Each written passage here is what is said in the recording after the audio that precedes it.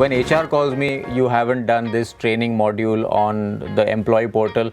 I'm like, yeah, whatever, I'll do it later, and click. How do you make the jump from that, which is obviously not a fun thing for employees, to something that's actually fun for employees? There are two kinds of motivation. There's intrinsic motivation and extrinsic motivation. Extrinsic motivation are things like reward and punishment. Other part, which is the intrinsic thing, is when you try to entertain people, when you give them like knowledge, when you kind of give them like social credits. And that's the place which we think people do it because they enjoy it, right? The idea of this should not be seen as learning, this should not be seen as training, it should be something which you should enjoy.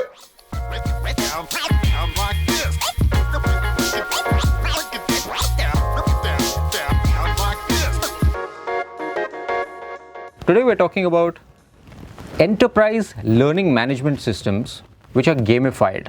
Now that's blowing my mind slightly, but Arijit Lahiri, the founder of Codec, is here to tell us all about it. Over to you, Arijit. Thanks. It's an absolute pleasure to be here. Loving the fact that I'm getting some kind of social interaction during this lockdown.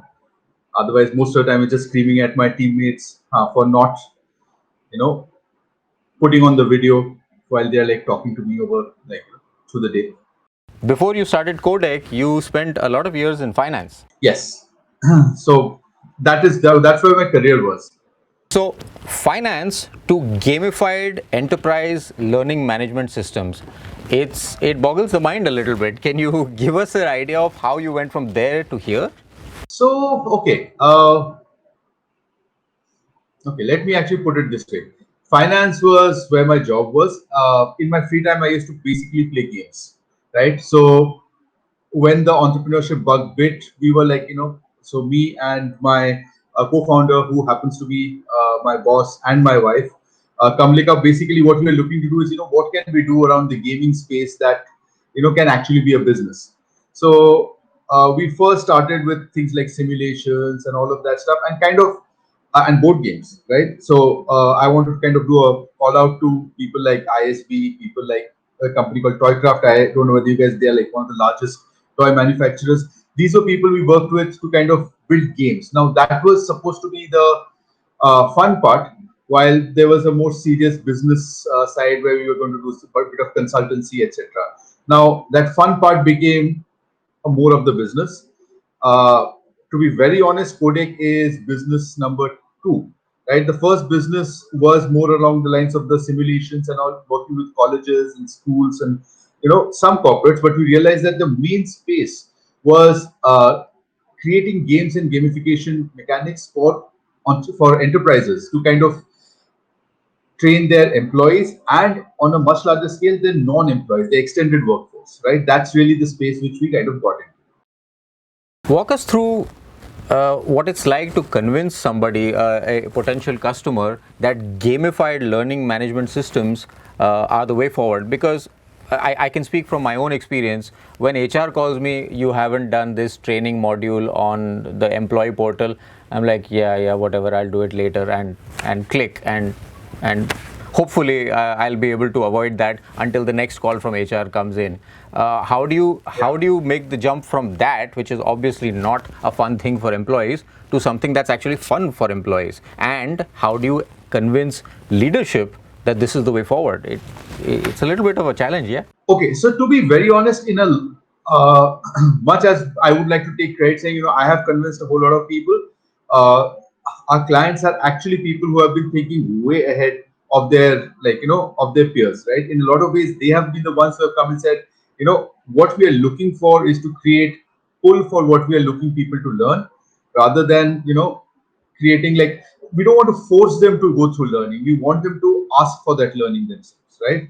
So the thought actually came from our clients, and I think we kind of tried to deliver to them. That's how it kind of built up. There are two kinds of motivation. There's intrinsic motivation and extrinsic motivation.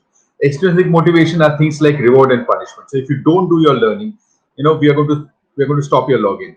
If you do this learning, I will give you an Amazon voucher.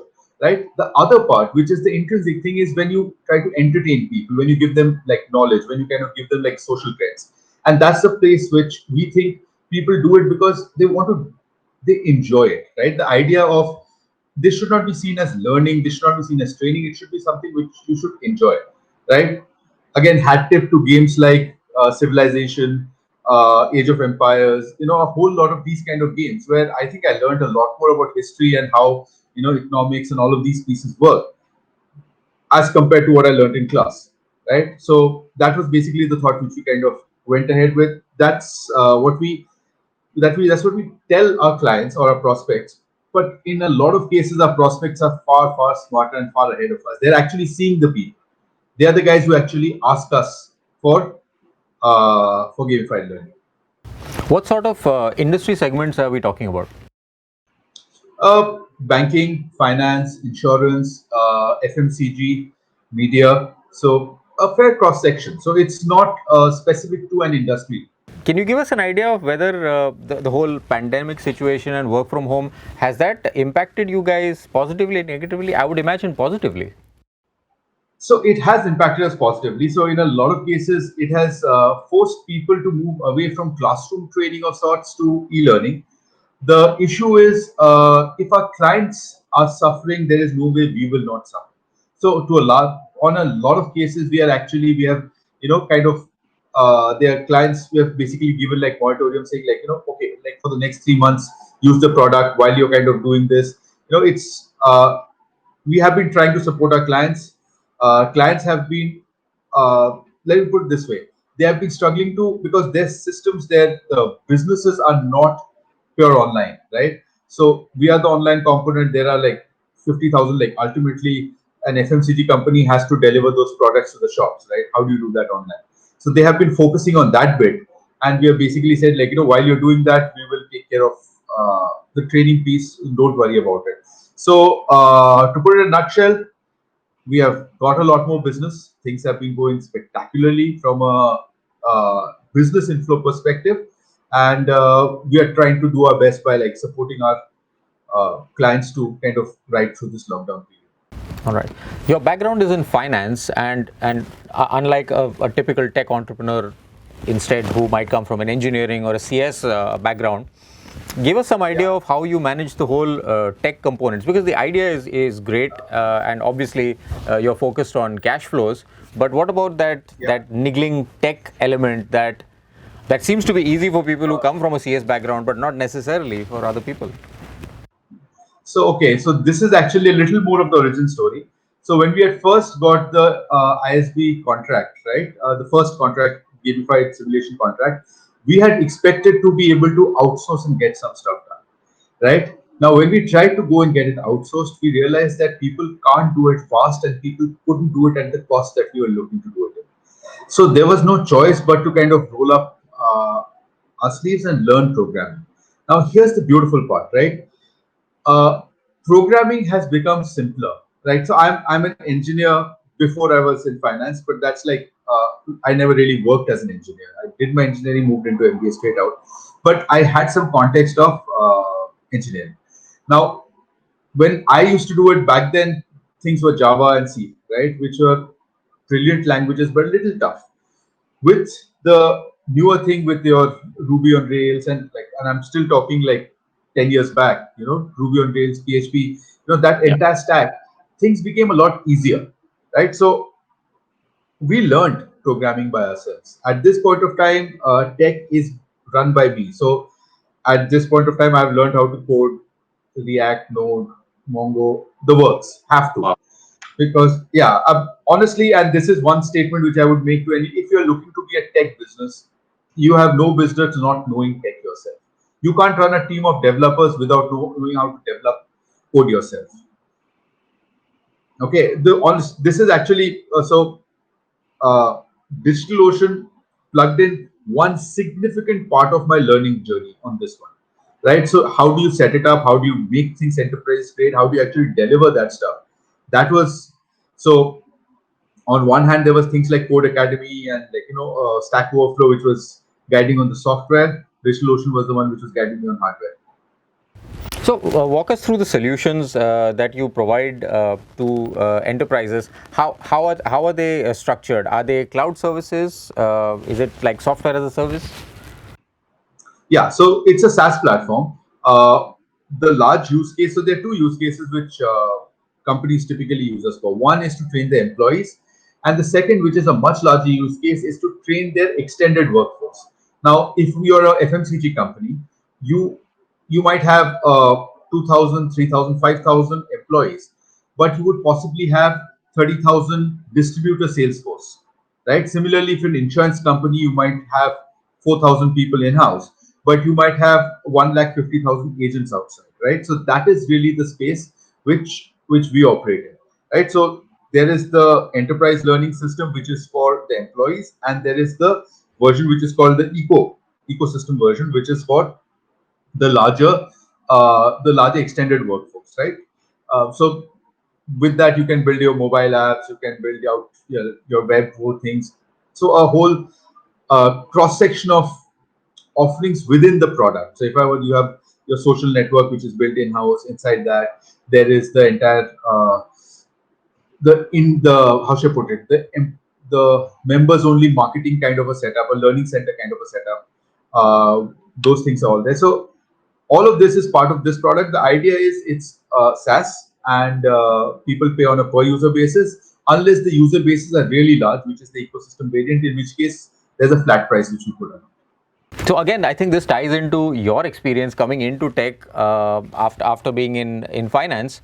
You had to actually Yeah. figure out what questions to ask, and now you're answering them with all sorts of stacks, which frankly is mighty impressive for you to have learned and figured all that out after a lifetime outside of tech. I would credit it to a lot of people in terms of the community largely, right? The open source community is fantastic, right? The startup community is fantastic. I think there is an inherent desire to help and support each other, when it comes to building new stuff. Okay, so if somebody is rank newbie, nobody is going to say, dude, you are such a noob, nobody, you don't know shit. Nobody's going to say that. They are actually going to try and say, okay, maybe you should try to figure it out this way, I will help. Why don't you do something, I will do some stuff with you, right? That kind of stuff, the positivity, right? The positivity is fantastic. It's interesting that you mentioned scale. I was going to ask you that question, and you just answered it with a 5 million user customer. So obviously, you're doing scale pretty well.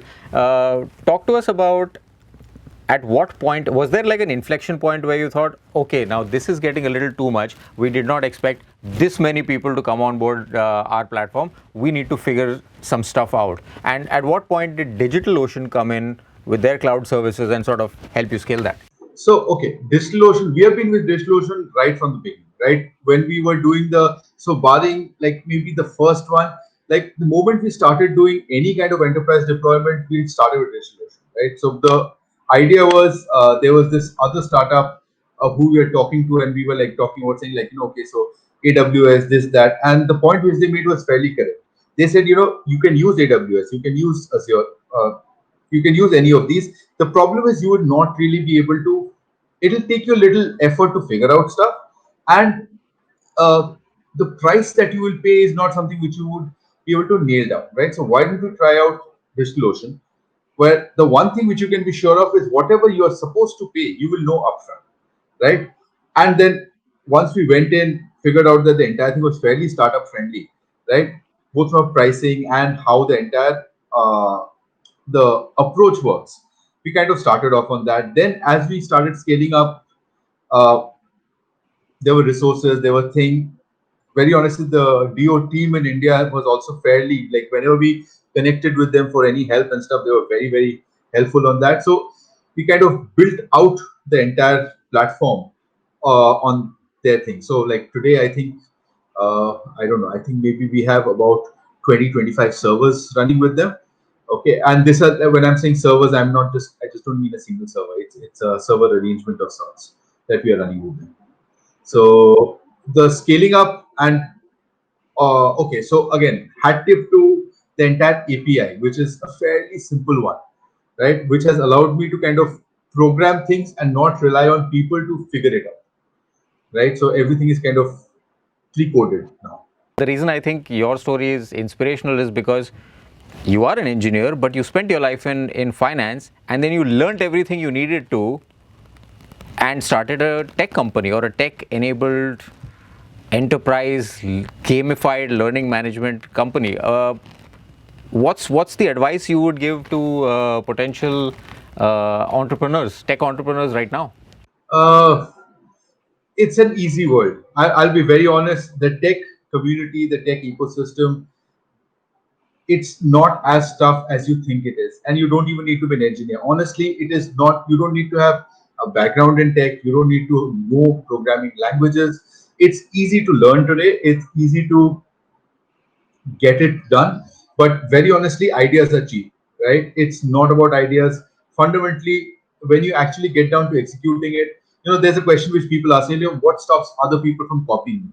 I'm saying if they can, they should, right? Because the value is in actually executing the idea, right? If somebody can execute the idea better than me, by all means they should, and I would actually recommend that product, saying, that guy's done, and it's possible, right? And that is really the thing. So there is nothing which anybody is doing today that can't be done again, better, replicated, improved upon, right? So it's not about a new idea, even it's about doing an existing idea better, right? I think there's a huge world out there right now, and it's a friendly world, right? And I think that's really the point which I would make.